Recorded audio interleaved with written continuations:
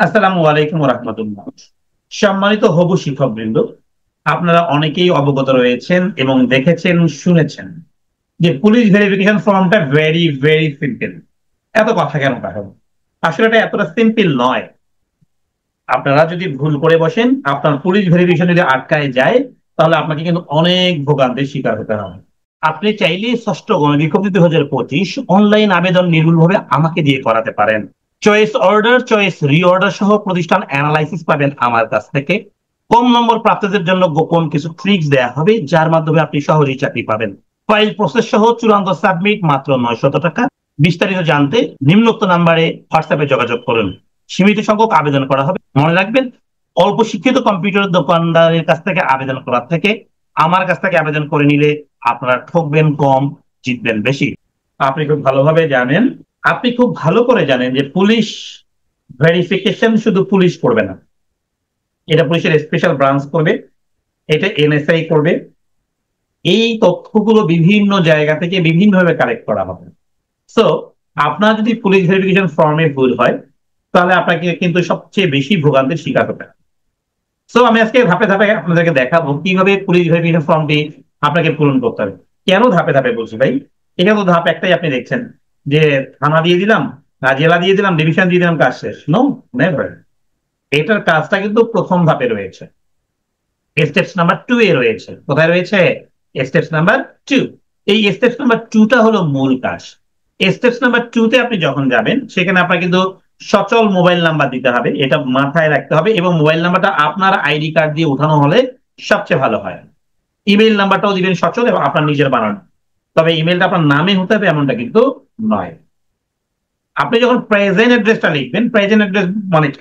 আপনি যেখানে বর্তমান থাকছেন, আপনি আপনার শ্বশুর বাড়িতে থাকতে পারেন, আপনি এখন ঢাকা শহরে কোনো একটা চাকরিরত অবস্থায় কোনো একটা মেসে থাকতে পারেন, বা হচ্ছে আপনি কোনো ভার্সিটির হলে থাকতে পারেন। সেটা হবে আপনার প্রেজেন্ট অ্যাড্রেস। সেখানে ভিলেজ দিতে হবে, পোস্ট অফিস দিতে হবে, ওই বক্সে অন্য কোনো কিছু দেওয়া যাবে না। এরপর ডিস্ট্রিক্ট ক্লিক করে দিতে হবে, থানা আর উপজেলা ক্লিক করে দিতে হবে। দেওয়ার পরে আপনাকে পোস্ট কোড দিতে হবে। এবার পার্মানেন্ট অ্যাড্রেস, এই পার্মানেন্ট অ্যাড্রেসটাতে আপনার কিন্তু পুলিশ ভেরিফিকেশন হবে। পুলিশ ভেরিফিকেশন হবে কোথায়? আমি আবারও বলছি, এই অ্যাড্রেসে, পার্মানেন্ট অ্যাড্রেসে, অন্য কোথাও নয় আপাতত। তাহলে পার্মানেন্ট অ্যাড্রেসে যদি পুলিশ ভেরিফিকেশন হয়, তাহলে এটা ভুল করা যাবে না। সো এইটা কোনটা হবে? এখন কোশ্চেন হতে পারে, স্যার আমার আইডি কার্ডে পার্মানেন্ট অ্যাড্রেস একটা, এটা তো আমার পরিবর্তন হয়েছে এখন। বা আমার আইডি কার্ডে যে অ্যাড্রেসটা, এটা আমি হচ্ছে ই সার্টিফিকেটে দেইনি। আপনার ই সার্টিফিকেটে কি ঠিকানা আছে, ওটার জন্য আপনার চাকরি আটকাবেন। তাহলে আপনাকে মাথায় রাখতে হবে আপনার রিয়েল পার্মানেন্ট অ্যাড্রেস যেটা, সেটা দিতে হবে। অনেক জায়গায় আবার অনেকে এরকম করে বসবে যে ই সার্টিফিকেট আছে, এটা দেওয়াই লাগবে। No, never. এটা করবেন না, ধরা খেয়ে যাবেন। আপনার পার্মানেন্ট অ্যাড্রেস মানে কি, রিয়েল পার্মানেন্ট অ্যাড্রেসটা দিতে হবে। এখন একজন বিবাহিত মেয়ের পার্মানেন্ট অ্যাড্রেস কি হওয়া উচিত? স্বামীর বাড়ি হতে পারে, তাই না? সো তার পার্মানেন্ট অ্যাড্রেসটা স্বামীর বাড়ি হতে পারে। আবার আপনি চাইলে বাবার বাড়িও অ্যাড করে নিতে পারেন, বা বাবার বাড়িও দিতে পারেন। তার মানে ভোটার আইডি কার্ডে যে পার্মানেন্ট অ্যাড্রেস দেওয়া রয়েছে সেটাই হতে হবে তা কিন্তু নয়। অ্যাড্রেস চেঞ্জেবল, এটা পরিবর্তন হতে পারে। সঙ্গে সঙ্গে আমরা আইডি কার্ড গুলো পরিবর্তন করি না, এটা আমাদের দোষ। তো যাই হোক, পুলিশ ভেরিফিকেশনে আপনি পার্মানেন্ট অ্যাড্রেস কোনটা দিবেন? যেখানে আপনি পার্মানেন্টলি থাকেন। এখানে মজার বিষয় বা শেখার বিষয় যেটা, আপনার ভিলেজটা দিয়ে দিলেন, পোস্ট অফিস দিয়ে দিলেন, ডিস্ট্রিক্ট দিয়ে দিলেন। এবার থানা বা উপজেলা যখন আপনি সিলেক্ট করবেন, এই জায়গায় এসে কিন্তু আপনাকে একটা জিনিস ভালো করে বুঝতে হবে। আচ্ছা, এই জায়গাটা একটু ভালো করে বোঝার জিনিস রয়েছে, আমি আপনাকে পিকচারে দেখাচ্ছি। আপনাদের যেটা ঘটবে, হ্যাঁ, ডিস্ট্রিক্ট দিলেন, রংপুর দিলেন, ভালো কথা। এই জায়গায় এসে যদি আপনি, আপনার জেলাটা বিভাগীয় শহরে হয় বা সিটি কর্পোরেশন থাকে আপনার জেলায়, তখন কিন্তু আপনি একটা বিপদে পড়বেন। কেমন বিপদ? এই দেখাচ্ছি। আপনার দেখেন, এইখানে উপরে কিন্তু আমার ছিল থানা রংপুর সদর।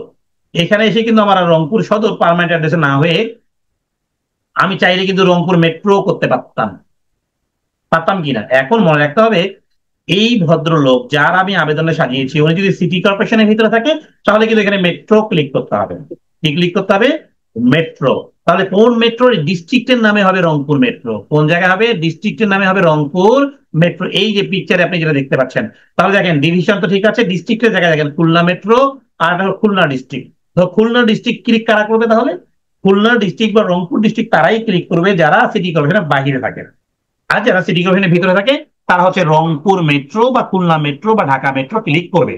ওকে, এরপরে যে থানাটা ক্লিক করতে হবে, এই থানাটা অবশ্যই হবে আপনার মেট্রোর আন্ডারে, মেট্রোর আন্ডারে থানা চলে আসবে, তখন থানা ক্লিক করবেন। আর জেলা হলে জেলার আন্ডারে যে থানা আসবে সেটা ক্লিক করে দেবেন, কাজ হয়ে যাবে। আশা করছি সবাই বুঝতে পেরেছেন আমার এই ভিডিওটি। ওকে, আপনারা যারা ভুল ঠিকানা দিবেন তাদের পুলিশ ভেরিফিকেশন কিন্তু আটকায় যাবে। তো পুলিশ ভেরিফিকেশন আটকায় গেলে আপনার জবও আটকায় যেতে পারে।